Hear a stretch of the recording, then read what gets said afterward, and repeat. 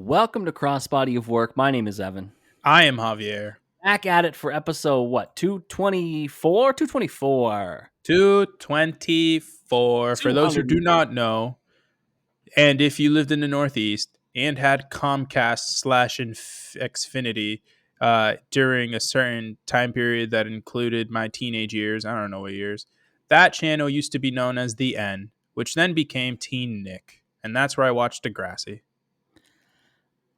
What a wonderful little piece of information. This is Crossbody of Work, a show where we look at a wrestler's career through 5 of their most important matches, or sometimes just 5 matches we can find on the internet. This week, we look at the career of All Japan Women's Wrestling legend Akira Hokuto. This was a listener suggestion. Yes, the listeners have been slapping with their suggestions lately. That's true. We did Jerry Lynn. He was a win, though. Jerry Lynn was a win. Jerry Lynn was a huge dub. So we did Jerry Lynn last week, which is very exciting. And then JMP 591, they don't know, but they suggested we cover Akira Hokuto, and I am thrilled that they did. Yes, this was fun. I had a really good time. This was very fun. Before we dive in, make sure you rate 5 stars.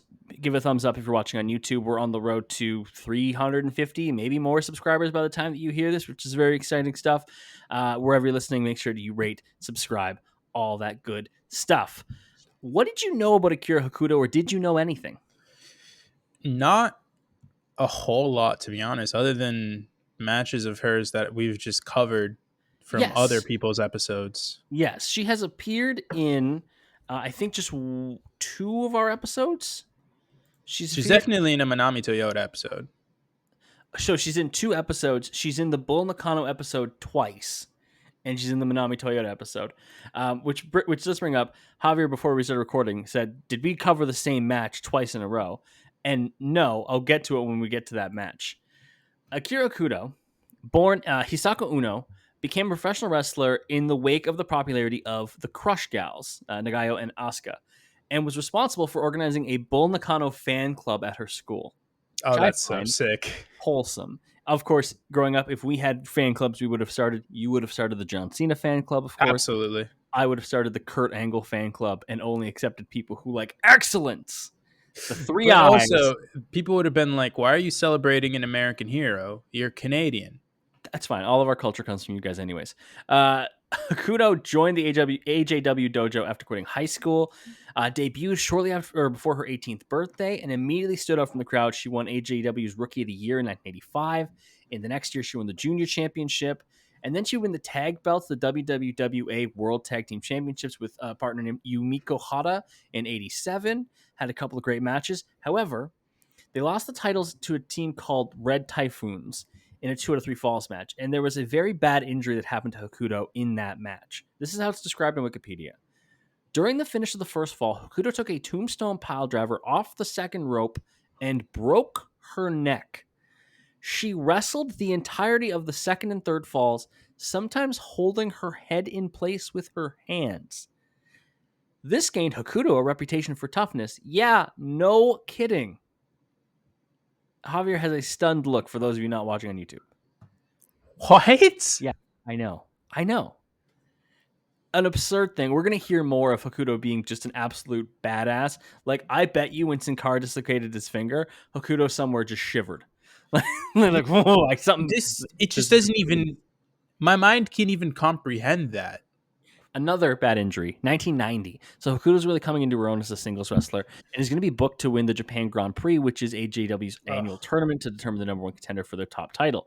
She again suffered a severe injury against Manami Toyota, where she performed a plancha and crushed her knee into the ringside metal barrier, tore open her knee, and was unable to walk. She tied a bandage around her leg and attempted to continue into the ring, and they called it. She was trying to continue wrestling, having like jerry-rigged her leg together. And then she would come back and make a tag team called the Marine Wolves with Suzuka Minami. And that is where our first match takes place. It's the WWWA tag titles are on the line. Hokuto and Suzuka Minami, the Marine Wolves, are the tag champions, defending against Manami Toyota and Kyoko Inoue at Wrestle Marine Pied 1990 in a 2 out of 3 falls match. Now, Javier looked at it and was like, is this a match we've covered before? No. We've covered from the next year, WrestleMania 91, Manami Toyota and Akira Hokuto teaming together against Kyoko Inoue and Toshio Yamada. So 3 out of the 4 people in a different configuration 1 year later. Wrestling is weird. Wrestling is so weird, but also we had back-to-back WrestleMania main events that were the same match. So Yep, we didn't even do that with Rock Austin. split them up This over is 5. this is the same show as the Bull Nakano Aja Kong cage match that I reference all the time. If you're wondering, this precedes that cage match. These are This the last. precedes it. These are the last 2 matches of the card. Are those 2 matches? Which I think Back-to-back bangers. what a finish to a card. What a stacked card this must have been. Jesus. Admittedly, do you think there's ever been a bad Joshi like special show? No, there's always at least something good on it. They like probably up and down were just like certified banger, certified. I've never seen a bad Joshi match. It's like kind of insane how Even a bad talented they Joshi are. match is a good match. It's like bad pizza. Yeah, Even I bad can't. pizza's pizza, baby. It's not true, man. Uh, You've ever had a bad pizza? The only bad pizza is when they try to put gravy on it at my bachelor party. Ottawa, Ontario, Canada is not a safe place. That is a sin. That is not even a pizza. What'd you think of this match? Banger. However, I was so confused as to who was who for a little bit there. I will give the people, if you decide to watch this, because of course all the matches we find online or we find on Peacock for their WWE stuff or old things that WWE has the rights to. You can find them always in the show notes of the YouTube video or in the show notes on whatever podcast platform you're listening to. So for this one, Hokuto is in the blue outfit. Suzuka is in the matching style red outfit. Kyoki Inoue is in the red and yellow. It does say Inoue on the back of it. And Manami Toyota is in her very classic all black attire. Now she's the one I knew, and based off of that, I could have told you who Inoue was because she's teaming with her. But it was Suzuki and Hokuto that I was like, oh god, yeah. Because I looked up pictures of Hokuto in 1990, and they were not helping me in any capacity whatsoever. So and some of them had her with long hair, and I was like, "Is she the long hair?" So most of the photos of Akira Hokuto, there is she started with long hair. Then around here, she shortens her hair, but not to the extent that she would later, where it's a shorter cut and it's kind of like a reddish brown. Eventually, she goes into like shock blonde hair. Like that is where she ends up. Kind of like Taylor Swift Met Gala, you know the one? But yeah, like I could see it being, especially I also use the Google images just to like get familiar with Akira Hokuto. It's usually what I usually do before wrestlers I'm not that familiar with. And I was like, oh, she has looked very different at different points in her career. Where are we in her career, essentially? The thing that I like the most about the Marine Wolves, so Suzuka and Hokuto, is the speed at which they do tags and transitions. They are so fast. So it's a 2 out of 3 falls match, like I mentioned. The whole beginning is them really, really working in on Toyota. Like Manami Toyota gets kind of isolated and worked over for a while, and they're just so fast at doing tags. They're just so quick. It's like the guns, the Motor City Machine Guns, when they were like in their prime before injuries really started, slowing them down a bit. They were just in, out, in tandem moves doing the whole time too, like in complete coordination. Like I got a lot of those vibes watching these two. They're just so fast and smooth. Like they were so smooth.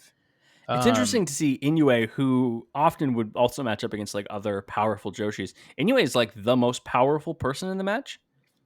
Now she's a strong looking woman though, to be fair. Like, no, definitely. But it's weird to see her have such a marked power advantage over other wrestlers.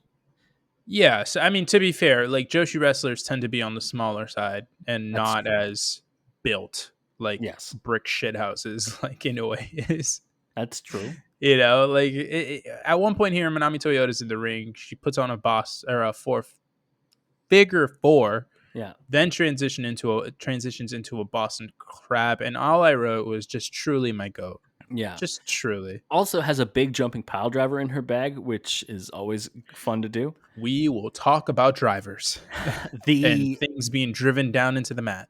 The first fall What I have here is Inoue does a bridging German suplex on Hokuto for a 2. There's a flying knee by Suzuka. Hokuto misses a drop kick, and then Inoue with a giant something. What did she do to I just Hokuto? call it I just call it a Cesaro spin. Yeah, it's a It's giant kind of what she was spin, doing. and then gets the first fall. The Even second though fall, it was like really weird. So she does that in a running splash. And then the ref gives her the fall, even though Hakuto very clearly got her shoulders up at like 1.5. yeah. Just check that ref's betting slips. Like Like, not even like it accidentally popped out. Like, she fucking kicked out. it's the reverse Damian Priest, if you will. Yes. Yes. Truly. Fall 2 happens fast. Inoue at one point has a chair on the apron, and she's just straight chilling with it. But then the second she Yeah. tries to use it, hits Toyota instead. We get dual missile drop kicks by Marine Wolves, and then an assisted moonsault by Suzuka to get tied up 1-1.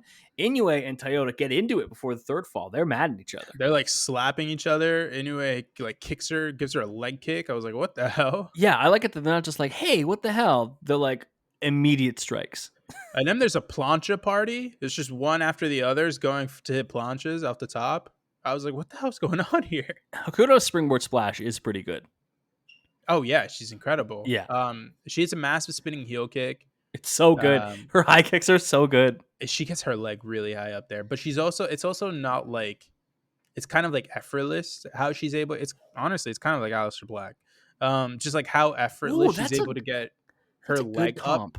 Yeah. And because she's able to do it so effortlessly, she's like driving her leg through. Like, it's Yeah. not like, I think, well, so when Asuka does it, it's really good.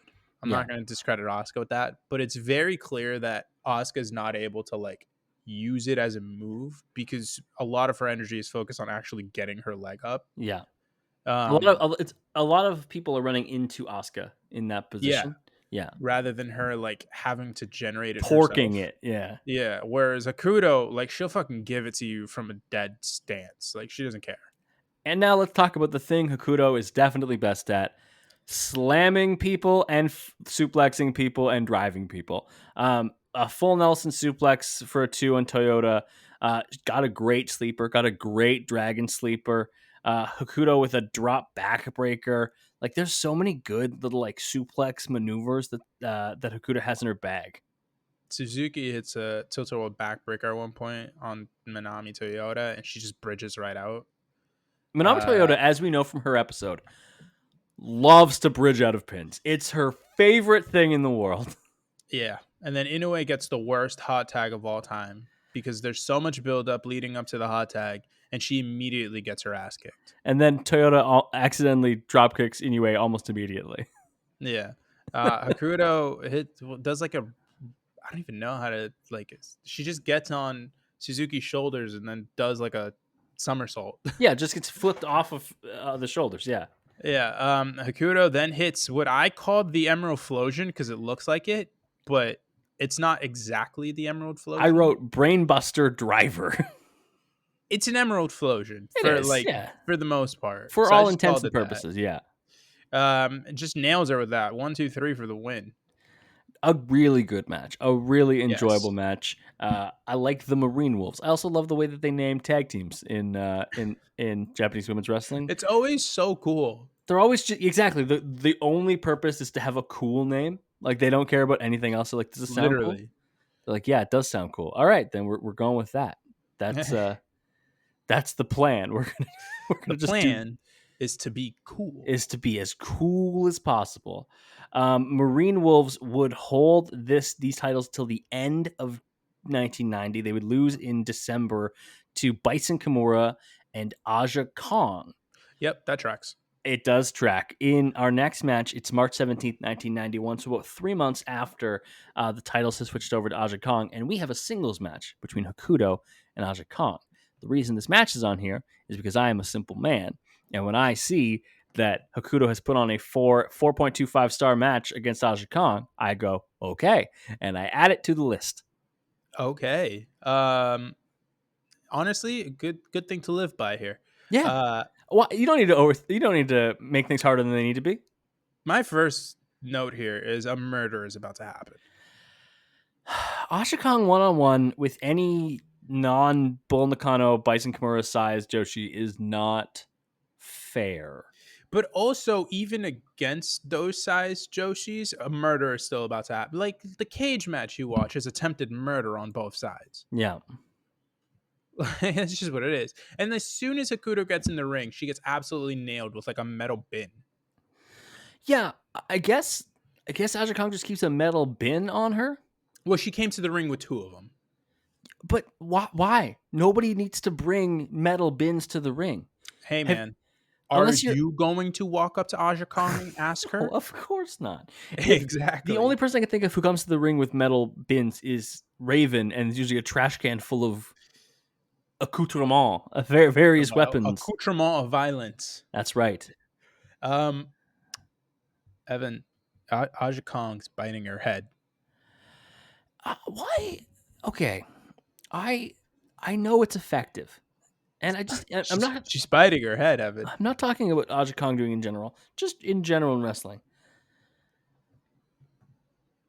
Should there be more or less biting? I think here's my thing is it's always the head. It's always that. Though we'll get to that. There's other things that happen. Other things get bit. Why can't we like bite a finger or something? Oh, you know? we're gonna get to it. But bite an arm, bite like literally anything other than the head. It's always the head in wrestling. It's always the head.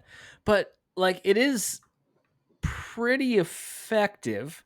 Yeah. So in my mind, I'm like, should we do it more? But then I think about it, I'm like, what a weird thing to advocate for is more head biting. No, because here's the thing, Evan. If you're out there, right, and you're across the ring from maybe not Aja Kong, I won't make it that brutal for you. But if it's like you against The Miz, okay, you tell me you're not biting. I mean, is it like I'm probably biting. That's probably my finish. I love how you were. I was trying You were setting up like a question, and you just I'm probably. No, I'm probably gonna bite. Like you don't need a clarifying question. I've never been in a fight. People can see that if they're watching on YouTube by the everything about me. But like I've never been in a fight. Why would I be? And I just think that if I was in a fight, I would bite a lot. You would bite. You're a biter. I'm a 100%. Biter. Yeah, I'm a lover, not a biter. All those things are true. Jesus Christ. We get a sunset flip attempt, a sunset flip pin attempt by Hokuto, and Aja just sits on her. Yeah, this is after Aja had beaten the shit out of her outside the ring.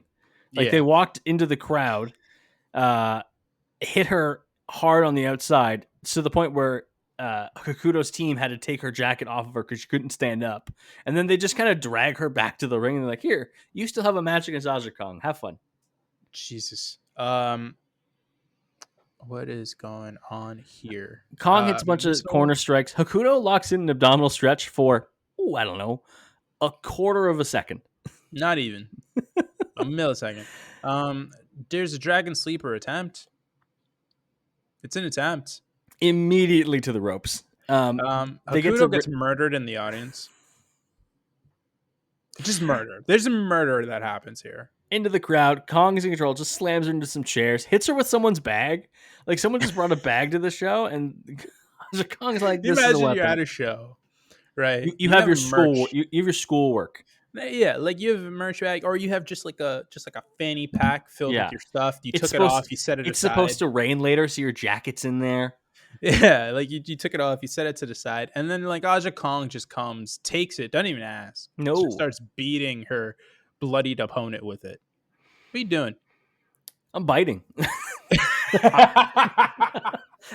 I'm biting on sight, obviously. If we name these episodes anything other than the title, the wrestler's name, it would be I'm a biter. Would be I'm a biter. Yeah, maybe I'll bring back the episode spoilers with no context on Twitter and just put a bunch of people biting stuff. Hokuto is back in to break the 20 count. Kong eats a spinning back fist that I'll admit wasn't the strongest spinning back fist I've ever seen, but also it is someone's fist spinning at your face, and Kong no-sells it and hits a big German suplex. Just hits it. It's crazy. We get a somersault plancha by Hokuto, a spinning heel kick, and then she hits an emerald flosion for a near fall. She hits it, which was honestly shocking. I was more surprised by that than the near fall. Kong catches a splash, hits a power slam that was delayed. She just held her there for a while. For a while, yeah. Hakuto does a bridging German for a near fall. Kong hits the ropes and then does a spinning backflip or spinning back fist, not a backflip. Very Backflip much would not be a backflip. crazy. Hits the ropes and hits a spinning back fist for a near fall. And honestly, that is the most shocking near fall I have seen in a while. I did not expect Akuda to kick out of it. I was like, this woman, like, she Because just why hit a would super you? back. She hit a super back fist. Yeah, why would you expect her to kick out of that? That's psychotic. Then follows it up with a middle rope power bomb, which Hakuto also kicks out of. And honestly, as far as star making performances go, I know this is like really them probably trying to test the waters with Hakuto as a single star. And they freaking nailed it because her kicking out of those two moves, I was like, this is the greatest wrestler of all time. And the crowd's in it. The crowd is very into it. Yeah. Unfortunately, Kong follows this up with the top rope splash. 1, 2, 3. Aja Kong predictably wins the match. This is not a surprise. Hokuto's selling. What do you think? I like it, man. Yeah. She especially in this Kong match more than any, she knows how to play dead. Yes, that's true. What I noticed through all the matches is an ability to ragdoll, but not all of the time. Like really sell certain moves by kind of ragdolling. Yeah. But not everything has an effect. Like obviously, Aja Kong, things you're gonna just collapse. Like that's just part of Yeah. the deal. But Sami Zayn's really good at that. Like that, the yeah, rag yeah, doll without yeah. going over the top. Sammy sometimes goes over the top, and God bless him for it. He's When he's so a good at heel, it. he does. Yes, yes, exactly. All right. We're going to take our first break. When we get back, we are looking at an interpromotional match from 1993. Back from the break, 1993 is considered by many to be the best year of Hokuto's career. Who's many? She Who said feuded that? with, according to Wikipedia, many. And I don't know about you, but I trust Wikipedia with my whole heart. It's just Dave Meltzer filling out the page saying, many consider it. What It's me. I'm many. it's me and Brian. That's it. That's all you need. She feuded with Shinobu Kandori of the LLPW promotion during their interpromotional period, which was the two major promotions in Japan. So Ladies Legend Pro Wrestling and All Japan Women's Wrestling had a combined run to do dream shows, including some of the largest cards in either company's history. One of those cards was All Japan Women All-Star Dream Slam, April 2nd, 1993. And it is, of course, the match between Hokuto and Shinobu Kandori. A very different look for Hokuto in 93.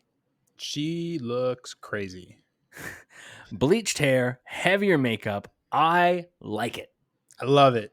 I do. I love it. I love it when people have complete look changes. I also feel like in our, at least my limited experience, I'm not going to say you have limited experience in All Japan Women's and Joshi Wrestling, but like most of my experience to it is from this show. The career arc we often see in pretty much everybody but Manami Toyota is you see them as when they're first starting out, and it's very similar to like the Young Lions in New Japan, right? Yeah. Like generic trunks, whatever, or like usually they're like go get her baby faces, and they have long hair, and they have like generic tights, and they're like I'm here to wrestle. And as they evolve, they get into this like mega evolution by like their third stage, and they're like I'm Yeah. here to kick ass. My hair's crazy. I got tattoos. I got crazy face paint. I have the Yeah. coolest fucking. I look like Bane. Like I got the coolest gear you've ever seen. And I love that you like for the best women's wrestlers and to some extent men's wrestlers as well in Japan. Yeah. Like over time, you get to just like, I guess like unlock stuff in the battle pass and go nuts. Like it's very cool. Yeah, I would kind of compare it a little bit to Tetsuya Naito.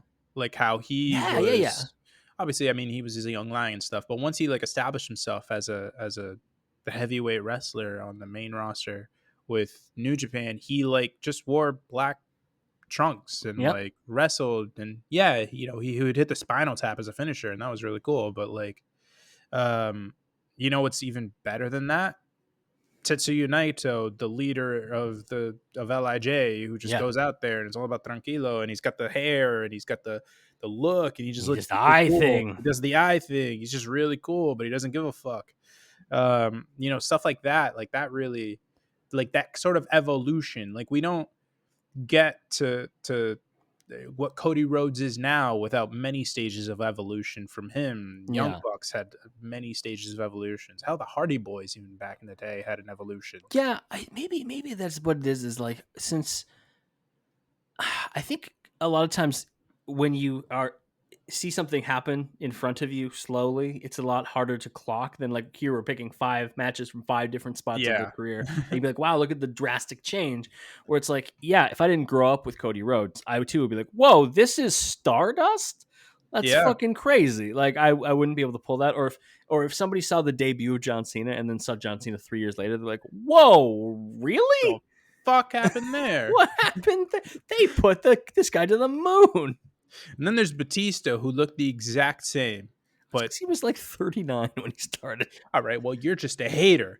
This is Truly. my recommendation for the week. I am so glad you said that. This is also my recommendation for the week. This is legitimate. This is not even just women's matches. This is one of the best matches I've seen, I will ever. put This is this. incredible. I What will is put this this. rated? Do you remember? I believe it's 5 stars. It absolutely should be. This is 100% a 5-star match. This is a fucking classic. Yes, is what it this was. is. It was a 5-star match. Is considered by some to be the greatest women's match in history. Who are the some? There's actually a link for this. It's me. I'm the sum. Here's the sum. The link leads to my Twitter account. The link leads to this podcast. I genuinely think this is one of the best. It's without a doubt. If we had a top 5 for matches we've covered this year, this is in the top 5. Oh, this might be the best match we've covered this year without, just off the top of my head, without any recollection for what we've done in the first half of this year.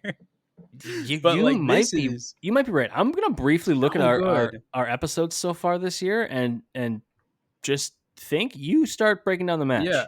First off, Shinobu Kandori, I immediately, from just like the beginning stages of this match, immediately got Shayna Baszler vibes from her.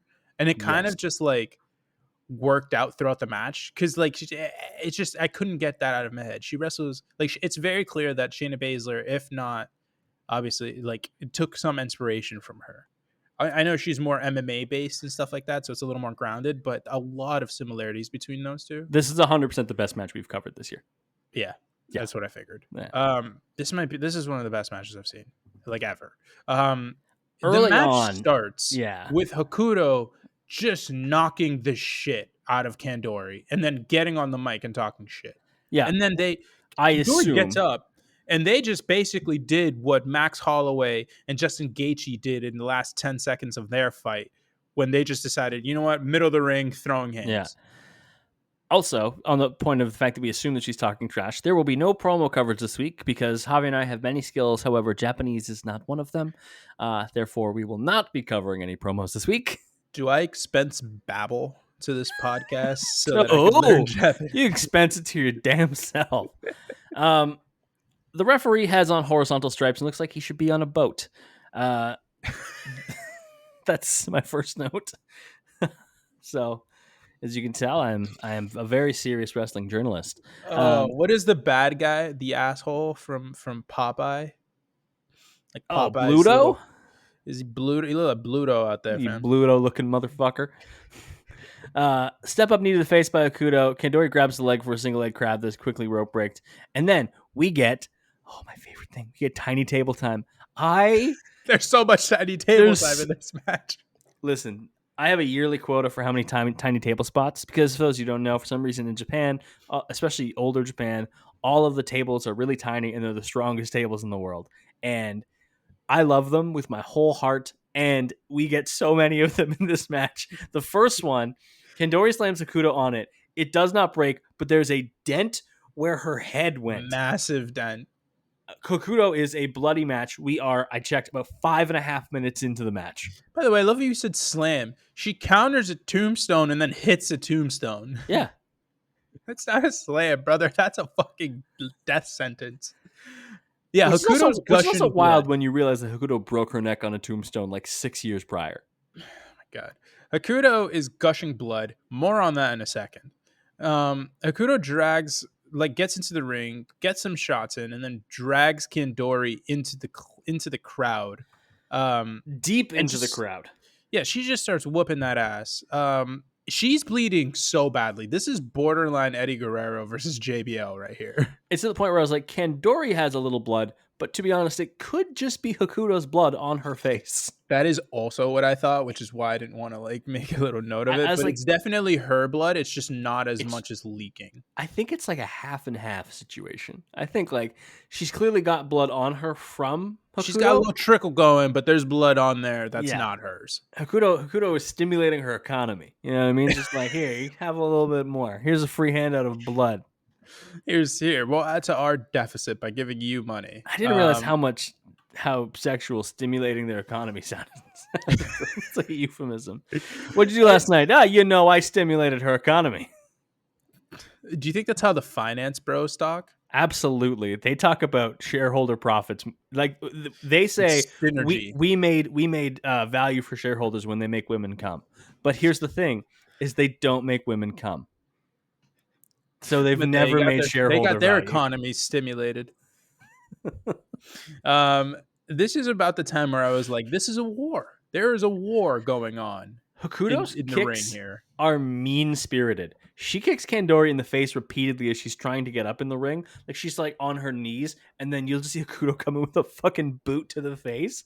And I was like, I think that's what I like. Like the things I like most about Hokuto so far are obviously the suplexes and like the slams she does, but just how mean-spirited her strikes are. There is oomph behind every single strike. She's like, I will not lose, and because of that, I have to hit hard. Kandori has a DDT, and if you thought that Hokuto was bleeding bad before, oh brother, Is do this I the have to tell you something DDT? about that? Is this the DDT where then Hokuto gets a single leg briefly after and Kandori immediately reverses?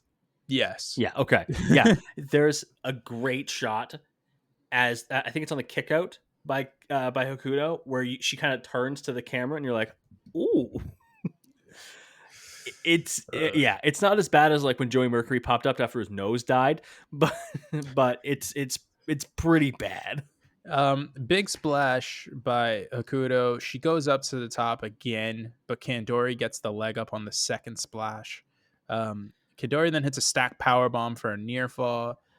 Also, it's just go ahead. You can talk about the just rear naked choke spin.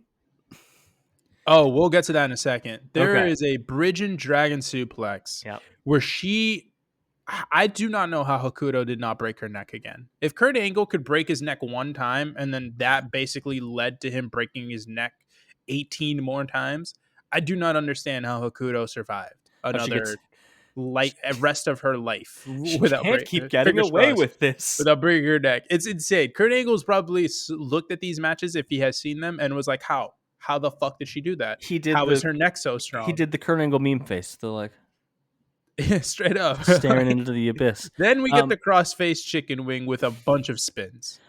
She literally has her to cross-face chicken wing and just spins her around. Kandori snatches Hokuto. She's climbing the ropes, locks in the choke, the chicken wing, and just yeets her around the ring like a rag doll.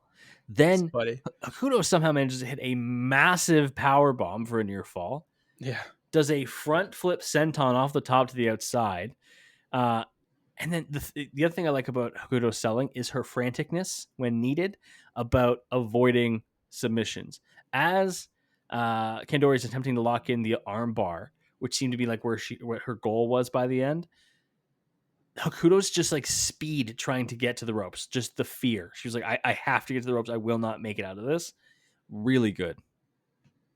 For those watching on YouTube, I just like pissed off my cat. What are you doing to your cat? Well, she's licking herself back there, and like the people don't need to see that. Well, that's why we put this on YouTube Red. They still got YouTube Red. She's not licking her privates. She's just licking her back. But it's like, oh, now she is. just do that. Bridging back suplex for a 2 by Hokuto. She's reaching out to grab She's reaching out to grab Kandori while they're recovering. We get the Emerald Flosion. Kandori kicks out of the Emerald Flosion, which I thought was crazy. And then the finish is Heatwave-esque, almost. Yeah, I mean, we get a suplex like driver by Kandori. Like it's not. I know what people are gonna say. That's just a jackknife. That's not what I'm. It's not a jackknife. She It's not has her quite a up, jackknife. and No. it's not a brain buster because she like puts her down on the side. And Yeah. I was like, what? What? I didn't know what to call this. This is basically just it's a suplex like driver, um, a stiff old shot, and they both collapse down to the ground. Hakuto crawls over. One, two, three. Hakuto wins the match. What a freaking match. If you're going to watch any non-live wrestling this week, and normally we just say like if you're going to watch any match from the podcast, if you're going to watch any non-live wrestling this week, please go to our YouTube to find the link. Go to the show notes to find the link. Just look up this match. It's 100% worth it. Yeah. It's real good. All right. This is so good. It's one of the best things I've ever seen. It's real good wrestling. We're going to take one more break. When we get back, we have a couple more matches, including Hakuto going to WCW. Back from the break, we have All Japan Women Destiny, September 2nd, 1995. We've got a singles clash between Akira Hokuto and Manami Toyota. For those who do not know, 1995 is Manami Toyota's best year. It's Best the Apex, year. baby. Banger after banger after banger after banger. And this is absolutely one of them. No breaks, baby. She's just all gas, no breaks. All gas, no brakes. Just like my cat who just left me. Just like Paul Skeens. Well, the break was his manager. That's true. Almost had a no hitter today, and they're like, nah. We need to talk about the left wing nerds in baseball who managers who do pitch who are trying to ruin our beautiful game by taking out pitchers when they're on heaters. When you're on a no hitter, you do not take out a pitcher. You gotta let him go. Gotta let him go. I don't care if his arm falls off 10 years from now because of it. I'm not worried about 10 years from now. I'm worried about the no-hitter. This is how people can't be romantic about baseball. You're taking the romance out of baseball. All right? This is why America is failing. It's because the left-wing nerds who follow baseball, and by follow I mean I don't even know how to say it. The left-wing baseball nerds. I saw that on Twitter like a week or two ago, and it's just stayed with me. I blame the left-wing baseball nerds for everything. I am one of them, but you are one of them. Hakuto coming out for this match has a how would you describe her headpiece? She got into an accident while flying a jet, one of those like the Top Gun jets where you have to have the mask on. She got into an accident, so she had to eject, and then the mask stayed on her face. And her hair got all messed up from the ejection. She had so much she had like a loofah on her head.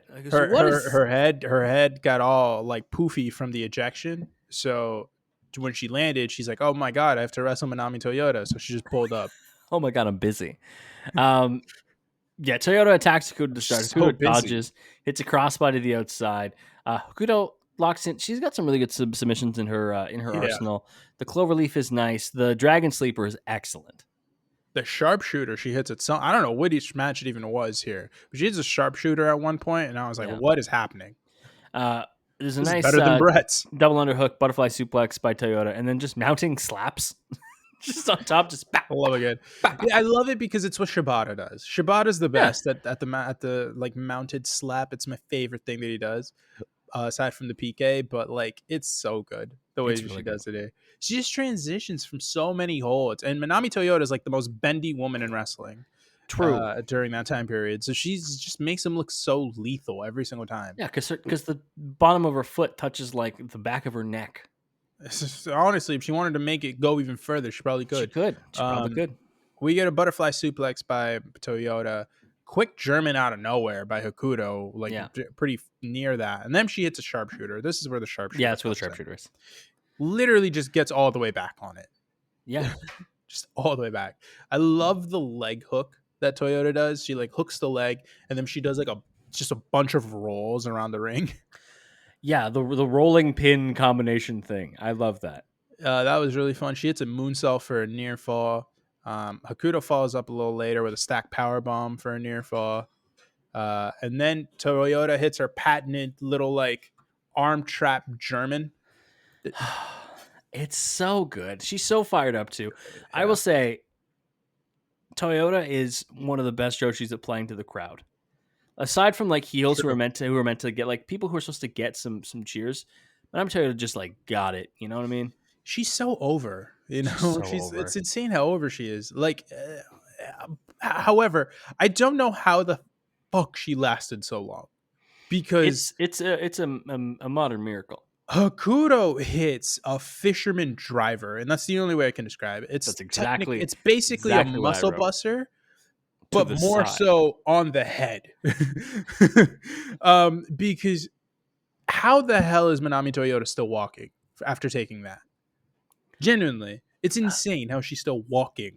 Hokuto misses a missile dropkick, and then get your NPR baby! It's tiny table time. Hokuto is put on it. Toyota splashes from the top rope, and that thing just bounces. No break, no surrender. People at None. ringside immediately put the table back. I was like, I love it.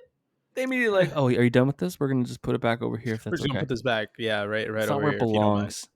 belongs. Toyota Go tries ahead. a front flip senton, and Hokuto just dodges. And then Toyota is on the tiny table instead. Hokuto with the diving back senton. It does not break again. This table is resilient.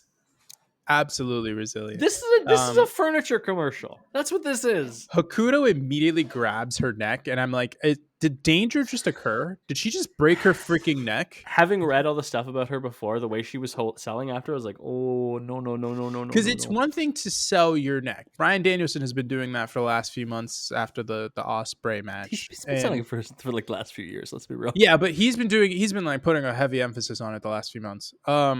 And that's like part of the story. But like the thing here is she like grabs it, but in a way that like you naturally do as a person when you like hit anything above your Yeah. shoulder. Oh Like shit. you're just like, ah. Like she did it so naturally, and her face didn't look like she was selling. It looked like she really messed her freaking neck up.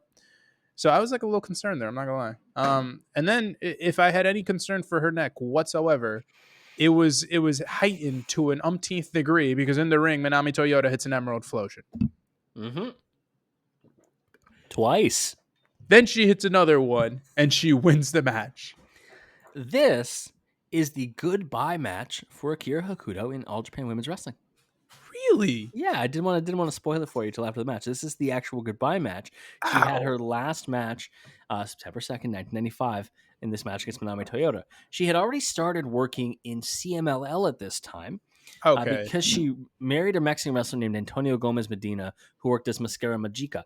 Hokuto moved to Mexico, started working under the persona Reina Jabuki, won the CMLL World Women's Championship in 1994, carried it for over 2 years. Jesus, man. Yeah, and then came back and had a good, like she was in some interpromotional stuff, and then had this last match in All Japan Women's in September of 1995.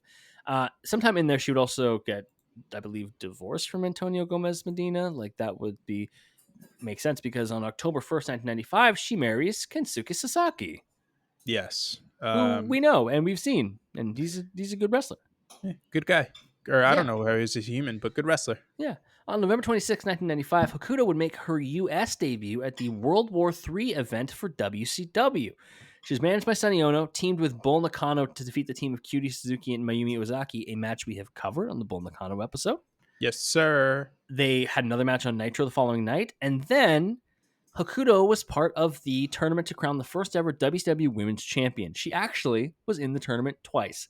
They had so few women's wrestlers, they had her compete both as Akira Hokuto and as Reina Jabuki, her masked counterpart. Jesus Christ. She lost man. in the first round to Madusa, and due to this appearance on TV, was stripped of the CMLL title. Are you serious? I am 100% serious.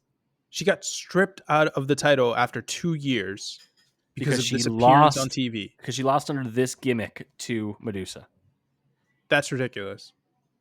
However, she would make it to the finals against Madusa in her real name or her real gimmick. Akira Hokuto versus Madusa is her last match. WCW Starrcade 1996, the finals of the WCW Women's Championship Tournament. I mean, listen, at Starcade, good for her. Yeah. Hokuto looks interesting here. Yeah, I mean, White hair. but also it's fake. Yeah. And then white jacket and gas mask. I love the theatricality. I And love she it. takes it off. She's also managed by both Sonny Ono and Kensuke Sasaki. It's a little husband-wife moment. Listen, shout out to Sonny Ono because what was the promo that he had where he was like Oh, God. doing the promo for my guy? I'm going to find it because What episode was that? that was a good one. That was Um, fucking hilarious. So she attacks Madusa right away. Madusa gets on the middle rope to do like a little chant to the crowd or whatever, cheer, little wave. Hokuto attacks her from behind right away. They go back and forth for a little bit. At one point, Madusa hits the ropes and Sonny Ono pulls her leg to prevent her yes. from doing anything. Then, Hokuto gets on top. She puts on a deep sharpshooter at one point, transitions into a crossface, and then transitions that into like a weird laying down Boston crab where she just starts biting Medusa's foot. All right. We're back to it. We're back to biting. Now, I have never in my life seen somebody's move include biting someone's foot. You've never been desperate enough. Could be the move. Is that a Or thing we've been missing? it depends on who you're wrestling. I would say like if you're wrestling Matt Riddle, yeah, sure, that's the move. Somebody doesn't have a lot of cushion on their foot. Someone who doesn't have any shoes on. If they have shoes on of any kind, like what's the point there? I ain't feeling that. That's true. That's Like true. Medusa did not Sonny feel that Ono. bite. Sonny Ono was in the Masahiro Chono episode. That's who it was for. It was for Chono. That was freaking hilarious. That promo. That was pretty good. Hokuto hits a bridging German for a near fall. Madusa follows up in a little bit with a tornado DDT that they did not know how to call at all. I guess commentary had never seen a tornado DDT at this point. Which is weird because they had the cruiserweights. I'm sure someone at this point had hit a tornado DDT. But It's not even just that. It's very clearly a DDT. We've got no name for this. Just a spinning DDT. Yeah. Hokuto before had hit a hanging choke on Madusa, and it's mean. It's not nice. She's really wrenching in on Medusa's neck there. It's a no niceness type deal also, going on over there. Back to when she was chewing on the foot. Were you listening to commentary? Not really. Dusty Rose, baby. Oh, Dusty's on commentary. Dusty's on commentary. First thing Dusty says, "Oh, she must be teething." Dusty, what? No, she's not teething. She's trying to bite for an advantage. What do you? I love that. She's suckling, baby. She must be teething. Madusa, it's a power bomb for a near fall. Great power bomb. Yeah, she hits a German for a near fall as well. Hokuto hits a snap superplex. Yeah. Don't know that I've ever seen that one before. I've never seen a superplex set up so quickly.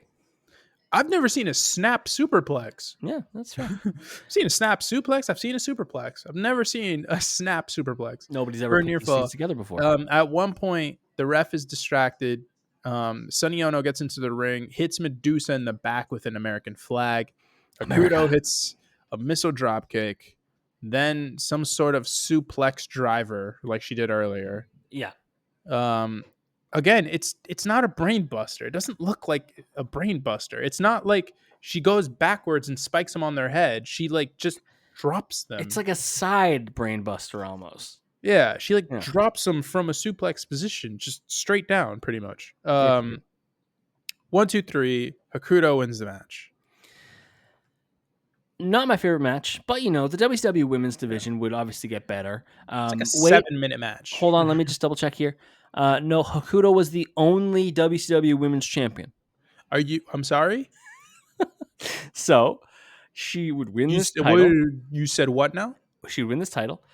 She would have a match that was a career versus title match against Madusa, which she won, which you might remember from the Madusa episode. we had this tournament. She would hold the title for 168 days and then would be vacated when she left the country on June 15th, 1997.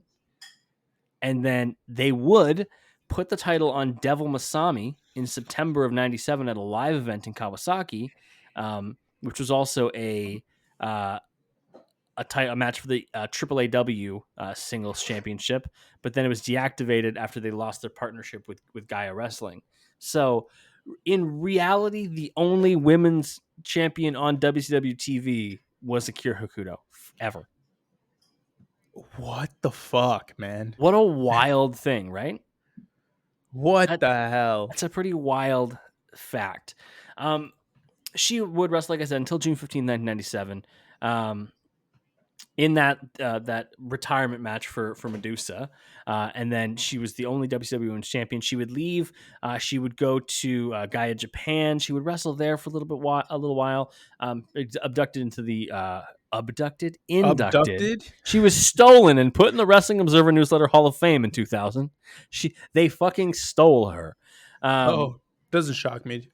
Her retirement match was April 7th, 2002. She teamed up with Meiko Satomura, who we know from NXT, to face Chigusa Nagayo and Ayako Hamada, somebody else we've covered on this podcast. Yeah, which I thought was really cool.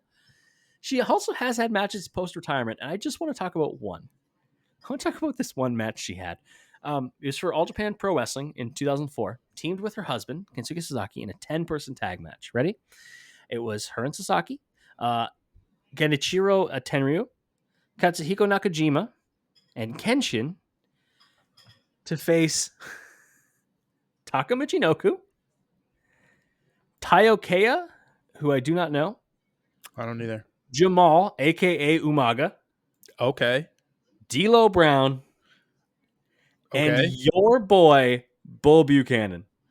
This is the greatest match of all time. I need to see this match. I so badly. This is the greatest match of all time. The fact that it gets its own little blurb on her Wikipedia, I'm like, okay, well, Send it to the commish. I really want to see this match. We talked about how she's married to Kensuke Sasaki. I would like to note that she married Sasaki on October 1st, 1995, after he proposed on the first date. Is that the move? Are you a freshman at BYU, or is it not the move? You think they were soaking? I don't think they were soaking. I don't think they had somebody doing the movement underneath. They didn't have the patience for it. First date proposal, bold. It worked. It's the definition of like throwing it from 94 feet. Yeah, Peyton Pritchard, baby. Somehow draining it. You don't hit the shots you don't take, right? That's true.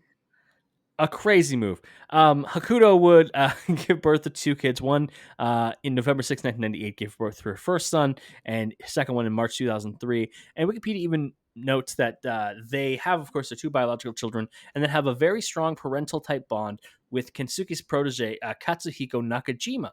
So, yeah, he was Kensuke Sasaki's protege, and so they are like his bonus parents almost.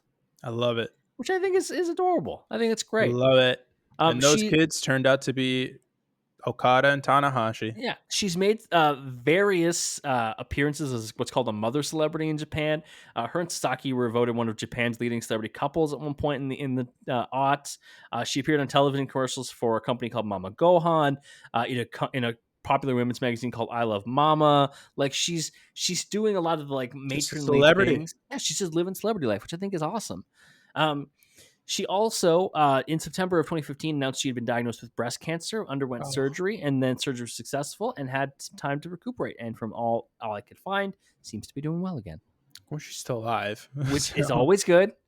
But no, what do you think diving into the career of somebody we didn't really know a lot about, Akira Hokuto? I just have to say, I think Manami Toyota is the greatest women's wrestler of all time.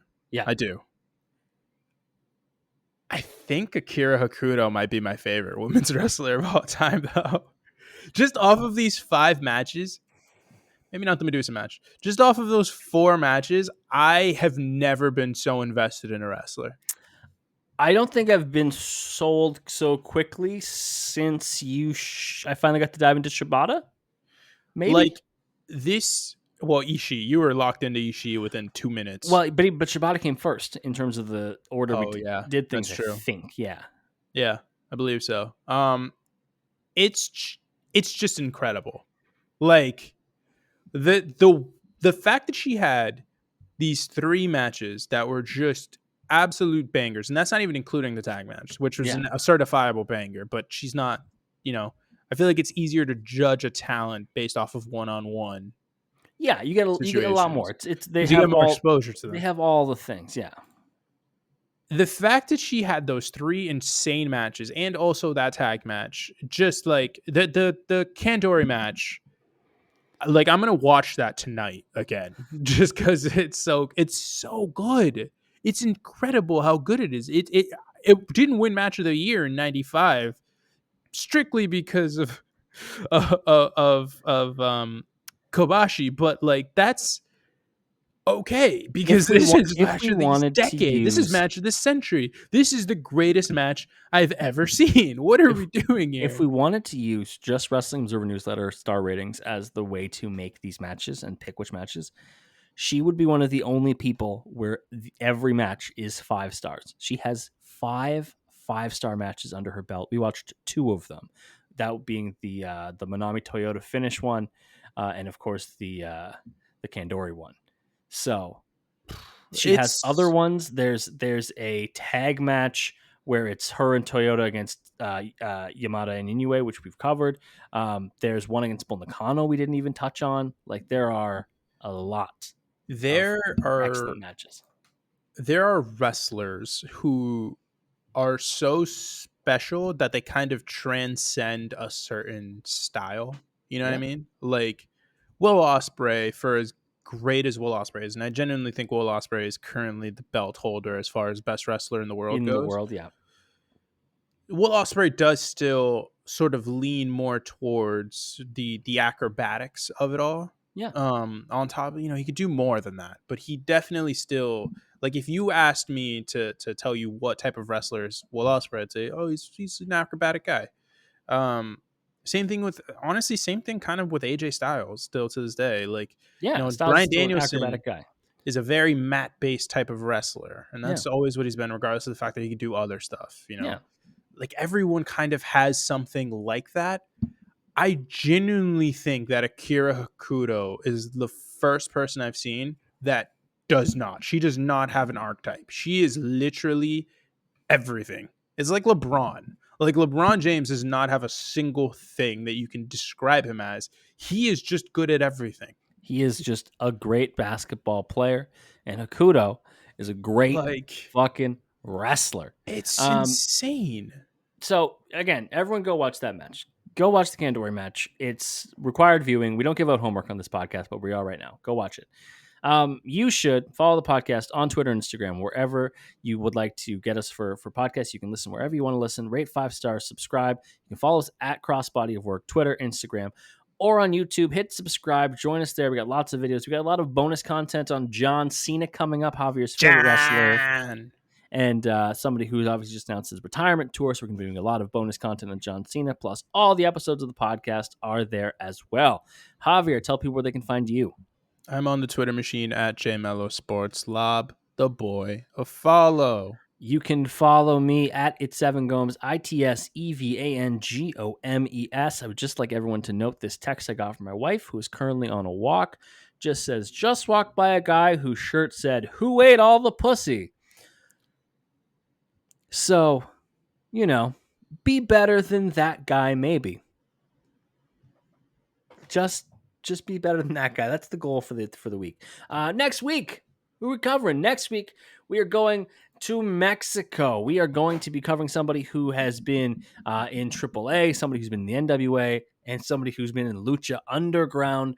We are looking at Blue Demon Jr. How are you okay? Do you want me to buy you that shirt? You good? Like, all right, so I saw there was, it's funny that you mentioned a shirt like that because it reminds me of a tweet that my buddy sent. I believe it was yesterday, and it's some guy who's just wearing a shirt that says "It's not gonna suck itself," Who and dresses these it has a people? candy cane on the side here, and it says "It's not gonna suck itself." And I'm looking at the original tweet, and it just says Philadelphia police are investigating after a man ejaculated on a woman's leg in a Dollar Tree store, and that's the shirt he's wearing. Well, Philadelphia, you were nice to us, but what the fuck, man? Javier, it's time for everyone's. Well, before we do, Blue Demon Jr., you excited? Oh, I'm very excited for Blue Yeah. Demon Jr. It Yeah, ain't I'm his excited. daddy, but he's real good. He ain't his daddy, but he's real good. He's the opposite of Bronny James. All right. Time for everyone's favorite part of the podcast. Javier, any final words for the people? This week on Life Advice with Javier, I would pontificate about the glory of John Cena and his illustrious career. But honestly, we have an entire year and a half pretty much Yeah. before I have to worry about that. So I'm going to postpone my thoughts on John Cena for the simple fact that I do not want this podcast to be 4.5 hours long and 3.5 hours of it be just me talking about John Cena. Fair enough. So I'm gonna hold on that. This week's life advice is real advice. I was put on ADHD medication, which is it's a big update in my If you life. It's thought really he was important. locked the fuck in this episode, you were right.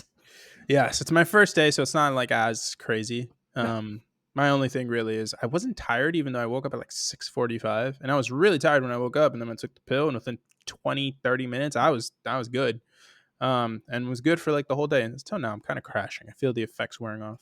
That post And pod high, baby. that is to say, I had a appointment with the psychiatrist to get the final diagnosis and all this stuff. And what the point of this advice is, it's not for you to get tested for, or get looked over if you think you have ADHD or anything like that. It's more so like, don't be afraid to book appointments for yourself if you suspect that something's going on. Like, it's better to be safe than sorry. Like, it doesn't just have to be a mental, sort of setback like what ADHD and ADD and these kind of disorders tend to be. Like, it doesn't just have to be something like that. It could be like a health thing. Like, if you feel a little bump somewhere and you're like, what's going on there? Or if you feel like you're getting a growth of some kind and you're like, oh, what's going on there? Get it checked out. Get it checked out. Yeah. Anything at all that you are not 100% certain about, do not worry about Google and what Google has to say. You go to a professional, because a professional is going to be more correct.